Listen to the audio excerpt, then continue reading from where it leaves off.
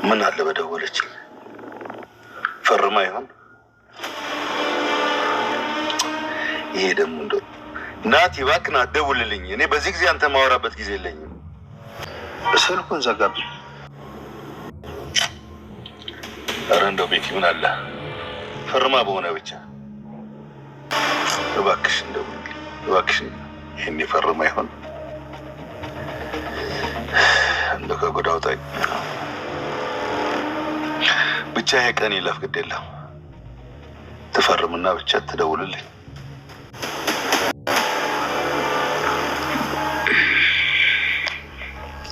አቶ ገዛኝ በስተመጨረሻም እንግዲህ ቤቲ የምትፈርምበትን ያው ይዟታል ማለት ነው። ምክንያቱም እንግዲህ አሁን ላይ ልትፈርምበት የቻለችበት ምክንያት አንድና አንድ ህይወት በራሱ በአቶ ገዛኝ እጅ እንዳለች አውቃለች ማለት ነው። እና ካለችበት እስካሁን አልመጣም ያለችው ህይወት አሁን ግን መታለች ማለት ነው። ምክንያቱም እህትሽ ታማለሽ፣ ሐኪም ቤት ነው ያለችው በማለት እንግዲህ አቶ ገዛኝ ለህይወት ይነግራታል። ህይወት ደግሞ እህቴ ምን ሆና ነው የግድ መንጣት አለብኝ በማለት እንግዲህ ያው ለባቢ ደውላ ነበረ ማለት ነው። ስለዚህ ተመልሳለች መታለች። ግን ደግሞ ቀጥታ ወደ ሐኪም ቤት ነበር የሄደችው። በእርግጠኝነት ሐኪም ቤት ስትመጣ የግድ ያዟት በማለት እንግዲህ አቶ ገዛኝ ያው እንግዲህ እንደምናውቀው ማለት ነው ትዕዛዝ አስተላልፏል ማለት ነው። በዚህን ሰዓት እንግዲህ ቤቲ በሰማይ ሰዓት እጅግ በጣም ነበር የተበሳጨችው። የምታደርገው ነገር ነበር የጠፋት። ምክንያቱም ከቤት ልትወጣ ብትልም አቶ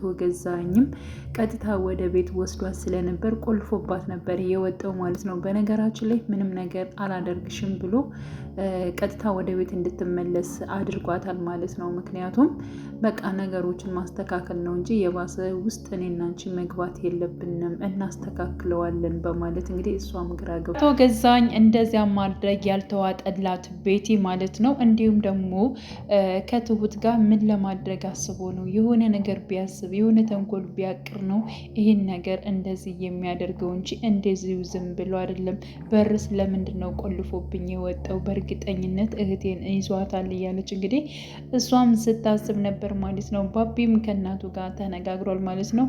እናቱም ዳግመኛ ከዚህ ቤት እንዳያቸው አልፈልግም፣ እህታማቾች ከዚህ ቤት እንዲመጡ አልፈልግም። በዚሁ በሄዱበት እቃቸውን ይዘው መሄድ ይችላሉ። ሲቀጥል ደግሞ እሷ ሀብታም አይደል እንደ ያገባችሁ ለምንድን ነው ከኔ ጋር የምትሆነው? በማለት እንግዲህ በጣም ብዙ ነገሮችን ተናግረዋለች። ሲቀጥል ደግሞ እኔ ያሳደግኩ አንተ ሰው እንድትንከባከብ አይደለም ለራስ ሰው እንድትሆን እንጂ እነሱን እንድትንከባከብ አይደለም በማለት እንግዲህ የባቢ እናት ያው ለባቢ ተናግረዋለች ማለት ነው። በነገራችን ላይ ቤቲ ማለት ነው እጅጉን በጣም ደስ ብሏታል። አቶ ገዛኝ ይዟት በነበረበት ሰዓት ማለት ነው እንግዲህ መጥቶ የገላገላት እራሱ ማለት ነው ባቢ ነበረ። እና ወንድም ያለኝ ያክል የተሰማኝ ታላቅ ወንድም ያለኝ ያክል ተሰምቶኛል ባቢ እጅግ በጣም አመሰግናለሁ በማለት እንግዲህ ምስጋና አቅርባ ነበር ቤቲ ማለት ነው። ባቢ ደግሞ እኔ ሁልጊዜም ከእናንተ ጎን ነኝ በማለት አስታውቋታል ማለት ነው። ስለዚህ ይህንን ማለት ነው ከሁለት እህታማቾች ጎን የቆመውን ባቢን አሁን ላይ እናት ደጋግማ ማየት አልፈለገችም ማለት ነው። በፍጹም እነሱ ምን አስነክተው ነው እንደዚህ የምትሆነው? እነሱ የግድ እዚህ ቤት መውጣት መቻል አለባቸው ወይ እነሱን ወይ እኔን ትመርጠኛለህ በማለት እንግዲህ እናትም አስታውቃለች ማለት ነው። ባቢም ምንም ይሁን ምንም እኔ እነሱን አልተዋቸውም ብሏል ማለት ነው። እና በቃ እነሱ ጋር እወጣለሁ እሄዳለሁ የምትል ከሆነ በማላይህ ሰፈር ሄደህ እንደፈለከ ከነሱ ጋር መሆን ትችላለህ። ከኔ ጋር ሆነ ግን በፍጹም ከነሱ ጋር እንድትሆን አልፈልግም በማለት እንግዲህ አስጠንቅቃለች ማለት ነው። ሌላው ባቢና እንዲሁም ደግሞ ናቲ ተገናኝተው ነበረ። የተገናኙበት ነገር ደግሞ ትሁት ማለት ነው ስለጨነቃት ቤቲ ግራ ስትጋባ ስታያት ማለት ነው ከናቲ ጋር ደውላ ነበረ።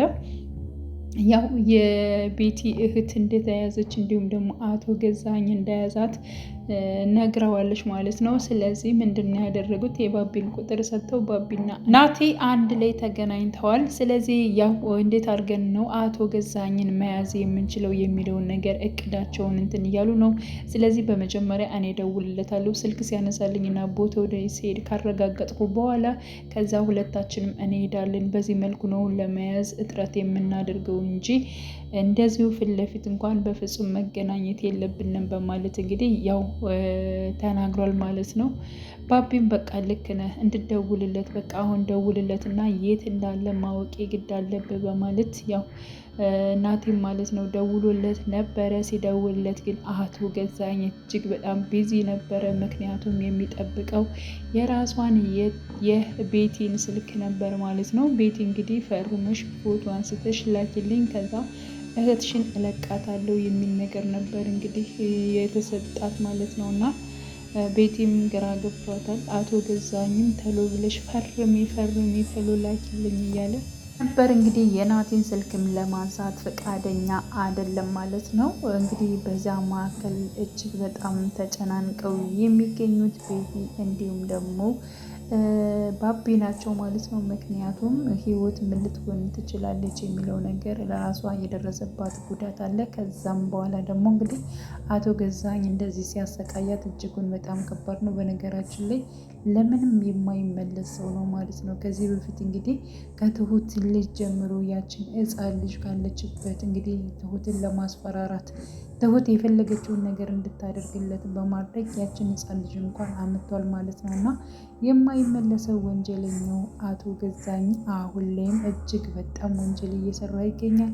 ለምንድን ነው ወንጀል እየሰራ እስከዛሬ ዝም የተባለው? ለምንድን ነው የማይያዘው ስንል እንግዲህ ያው የናቲ እናትም ማለት ነው አለምዬ ብሩን እንዲመልስ ለማድረግ ስለፈለገች እንዲሁም ደግሞ ናቲ እሱን ካሳዘው ደግሞ የግድ ደግሞ ያው ብራችን በእርግጠኝነት ማግኘት እንችላለን። ምክንያቱም አቶ ገዛኝ ምን ብሎታል ለናቲ ጊዜ ስጠኝ እንደምሩን ከቤቲ ብሩን ልቀበል ከዛ ለእናት የፈለገችውን ነገር ድርሻዋን እሰጣታለሁ የሚል ሀሳብ ነበረው ማለት ነው።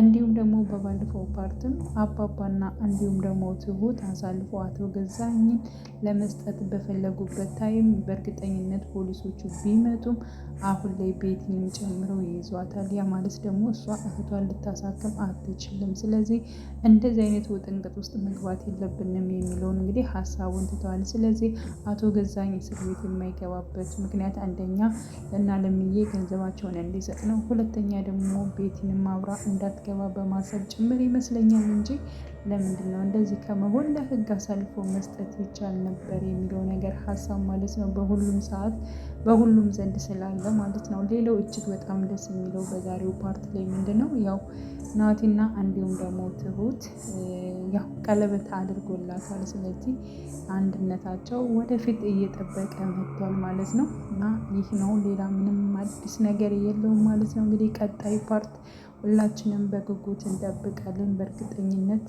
ያው ህይወት መታ ማለት ነው እንደምትታከም አቶ ገዛኝ እንደዚህ ከስራ እንደዚህ ከሚሰራው መጥፎ ስራም እንደሚታቀብ ወይንም ደግሞ ከስህተቱ እንደሚማር ተስፋ እናደርጋለን ብዬ አስባለሁ። ውድ የቻናሌ ተከታታዮች ቤተሰቦች በያላችሁበት ሰላማችሁ ይብዛልኝ። ለቤቴ አዲስ የሆናችሁ የደወል ምልክቱን በመጫን ቤተሰብ ይሁኑ። መልካም ጊዜ ተመኘሁላችሁ።